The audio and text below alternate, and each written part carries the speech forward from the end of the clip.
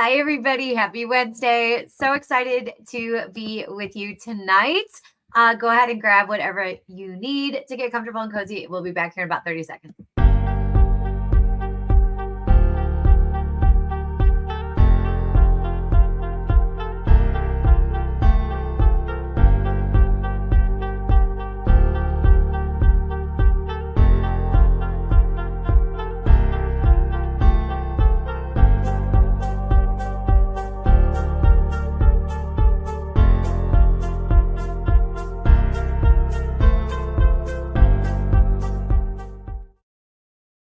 All right. Hi, everyone. So excited to hang with you tonight. So much to talk about. Like, where do we even begin, you guys?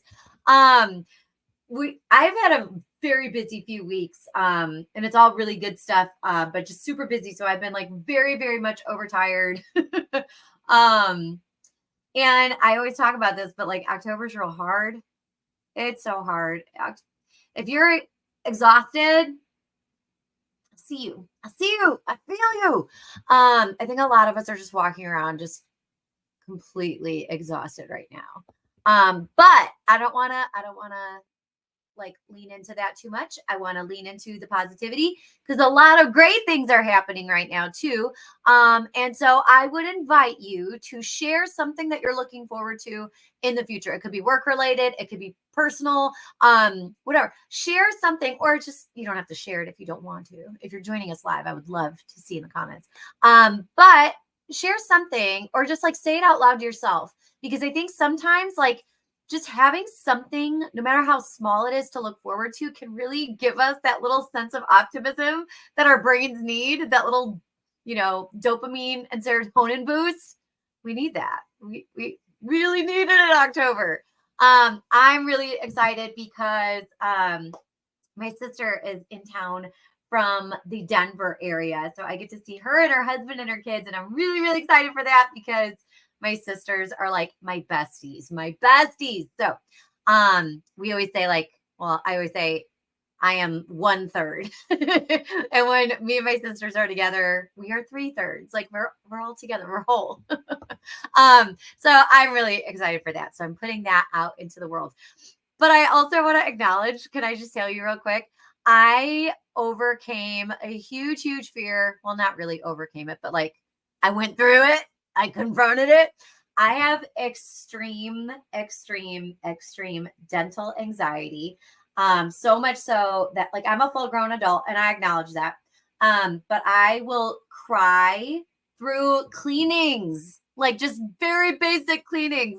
But this morning I had a dentist appointment, and I love my dentist so much because they're super compassionate. They have comfort dogs. So I had a little Pomeranian sitting on my lap while I got my cleaning, and he was just a delight, and everyone there is so wonderful. And I didn't cry at all. So I was like, so it probably sounds so silly to a lot of you, and you're welcome to judge me. You're welcome to judge me. That's fine. I don't mind. But a lot of us have different anxieties, and that is one of my really big ones. And I didn't have any cavities, but I do have to get my wisdom teeth out. So that's going to be a whole other thing. I know. And I feel like anytime you talk about wisdom teeth, people always want to share like their horror stories. Like, oh, well, it happened. Like this happened to me. And it was so, so terrible. I don't want to hear any horror stories related to wisdom teeth. I want to hear fairy tales. I want to hear the fairy tales. If you have a fairy tale to share with me about wisdom teeth extraction, I will listen. Tell me about how the forest animals came and sat with you and helped you heal. Okay. And how it gave you a superpower. And now you can speak all the languages of the world. Tell me those fairy tales because then I'll go ahead and make the appointment. Oh my goodness. But anyway, so I'm feeling very proud of myself for that because again, even if it sounds very silly to you, it was a big deal for me. So I gotta bring that to the forefront. You guys, I'm really, really excited because so I've been talking about this. You've heard me talk about it, but the Multilingual Illinois Conference is in December. It's scrolling along the bottom here. It's going to be at Tinley Park this year. So a different location than normal, which is really, really cool. But we're talking about a lot of really cool things coming through this conference. If you are already registered, let us know in the comments. If you would like to tag someone in the comments because they're like, hey, we should go to this, like, hey, friend, let's sign up, let's register, or let's go and talk to, our principal, our director, our coordinator, whoever it might be. But get registered because last year it like sold out. And I don't remember when it sold out, but it was like earlier than I think we anticipated. So make sure you get registered. I don't want you to miss it. It's going to be really, really, really fun. And lots of cool stuff. Lots of cool stuff coming. I'm excited for it. So I hope you get registered and we can hang out together and just have some fun. We have our incredible family and BPAC sessions. All of that information is found on our website. Those are virtual. Those are free. You can have like your BPAC meeting coincide with these dates. They're fantastic. Everyone loves Adelicia, our colleague here at the IRC. She is just fantastic and so approachable.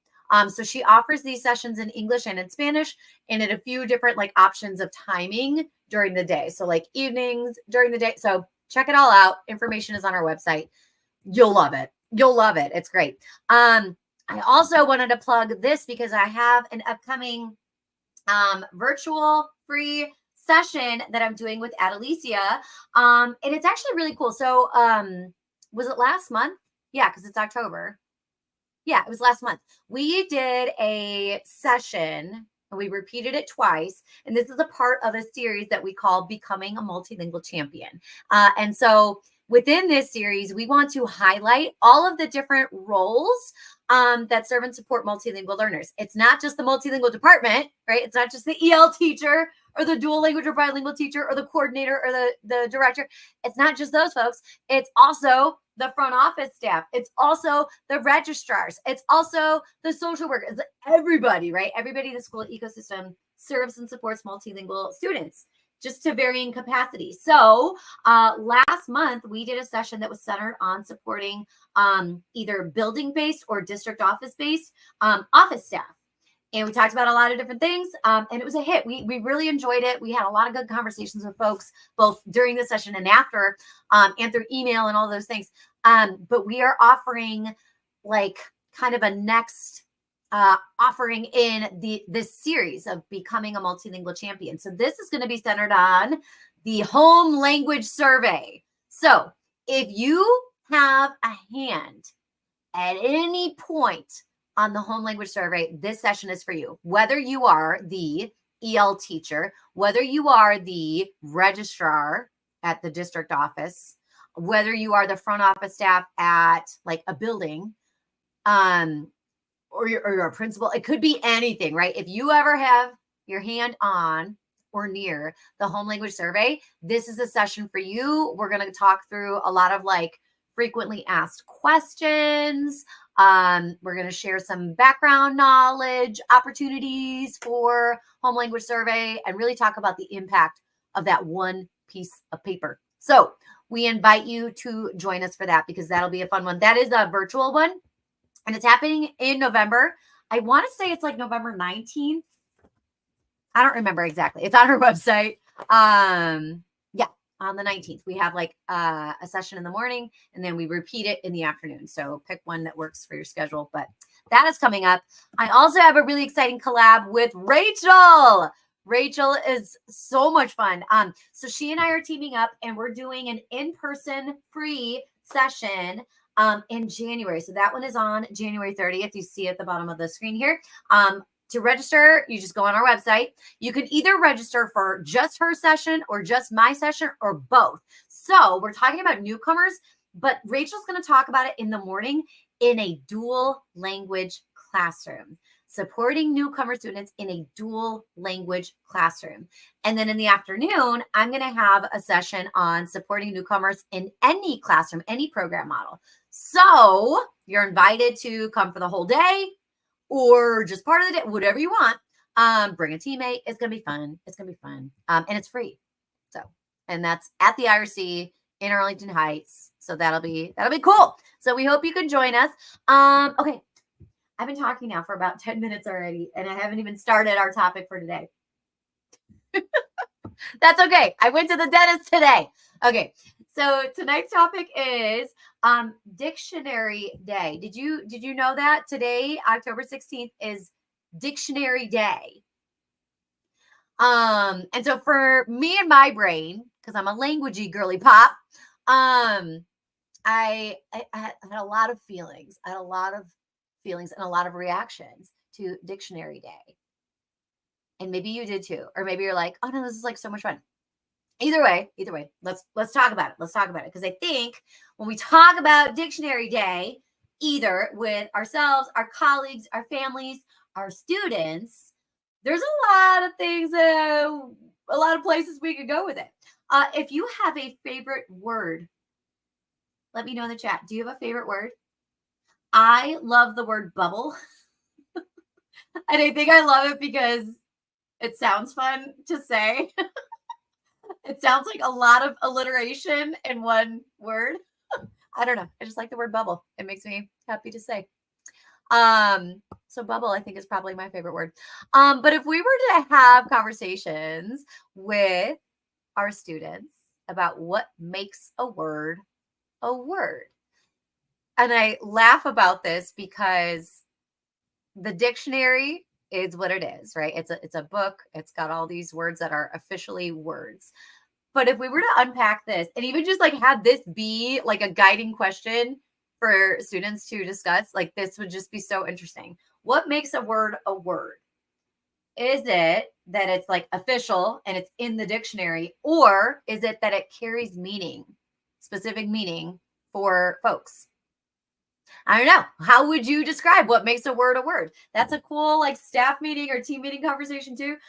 What makes a word a word? For me and my little heart, I think a word, any word could be a word if it has meaning to folks. If two or more folks understand that word, I think it's a word, right? I always laugh. I use one of the new words that I think I use all the time now is boop. B-O-O-P. Boop. And I think about it in terms of like a nose boop, right? Like, because I have dogs. So I give them a nose boop when they do a good job, when they're being good boy. My Shih Tzu does not love a nose boop, but my Great Dane, he loves a nose boop. Boop. So I use that word for a lot of things outside of a nose boop. I talk about brain boops, like little like thought boops, little considerations for your mind. I call it a brain boop, a thought boop. Or if I'm like sharing, if I'm in a workshop, I often will say the word boop. I'm like, it's just a quick little boop. It's a quick, I don't even know what it means. It's a quick little thing. It's a quick little move, quick little strategy, quick little tool. So I'm starting to use that word more and more in my vocabulary. My daughter was making fun of me over the summer. She came with me to 2 of our Empower Cons. And for some reason that month, I just really held on to the word groovy. I don't know why. It wasn't intentional. I just did. And after one of the sessions, she comes up to me. She goes, "Oh my gosh, Mom, like you just kept saying groovy. That's like so weird. That's so random. It's so cringy." And I was like, yeah, I guess so. Like, there wasn't a reason, there wasn't a rationale, that I just kept saying that word. And that might be a word that's not really in circulation right now, but maybe back in the day it was. So I don't know, like words come in seasons, right? Like, all of our students use a lot of really fun languaging choices, which I think is pretty cool. But I've also seen folks making lists of, have you seen this? Have you done this? They make lists of the languaging of our young people, like Riz, Skibbity, Ohio, Sigma, bruh, like whatever the words are, right? And I feel like it changes every 5 minutes. There's a TikTok guy I follow that he like teaches middle school. And every week he sits down to the camera and he's like, here's what the kids are saying and here's what it means. And I'm like, thank you. Thank you. Because I didn't know. I don't know these things. I don't know these things. I can't keep up with these things. But I've seen it on Teachers Pay Teachers, and I'm sure it's other places where they make a banned word list. Have you seen that? Maybe you've seen it in your school, or maybe you've had conversations with folks about it. Is there a list of words that our young people use that are not welcome in our learning spaces? If you are seeing that and experiencing that, I invite us to have conversations around it, because what are we telling students? What might they infer if they walk into their 7th grade ELA class or their,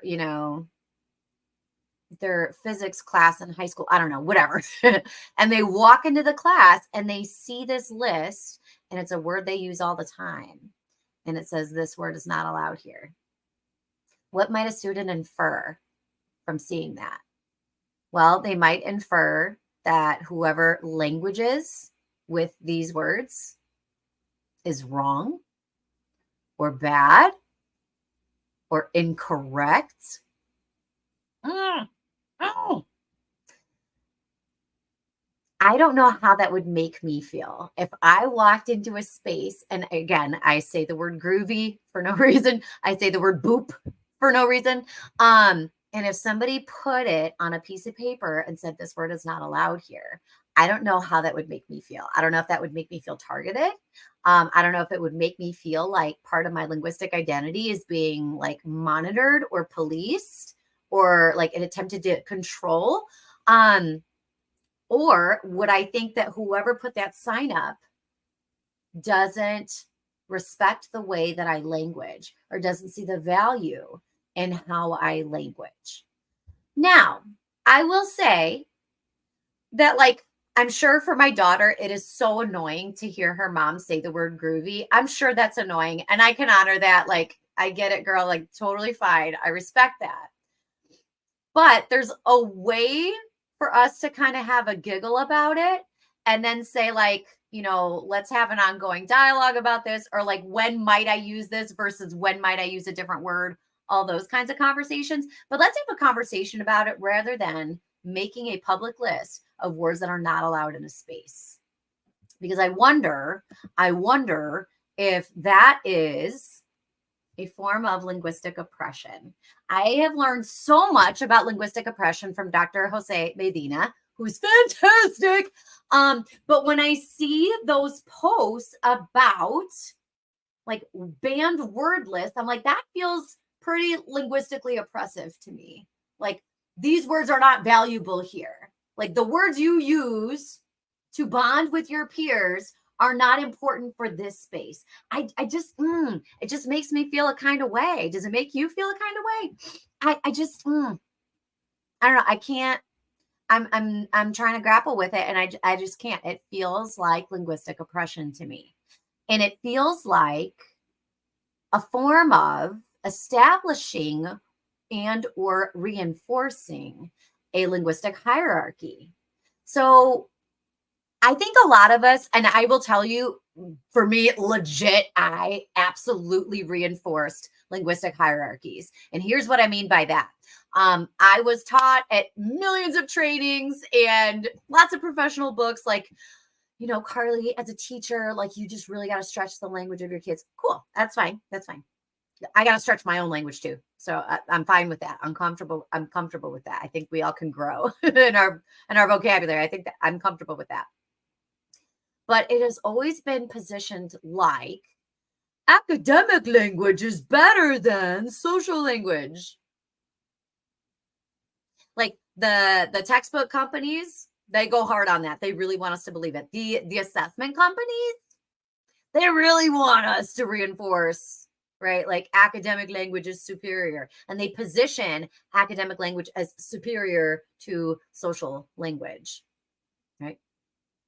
So I think that I have come to my own philosophy of, if I am telling my students that the way that they're languaging is incorrect or inferior to a different register of languaging, I feel like, for me, that is me reinforcing a linguistic hierarchy, rather than saying, hey, y'all, these two words go together. They both have meaning. They're like synonyms or near synonyms, like they're buddies. And we can use both of them because they're both inherently valuable. I also used to do this thing. I don't know if y'all say this too. And I've said it in trainings too, where like students would be like assuming a role, right? So like if they're constructing like a written expression and they have to speak like a scientist.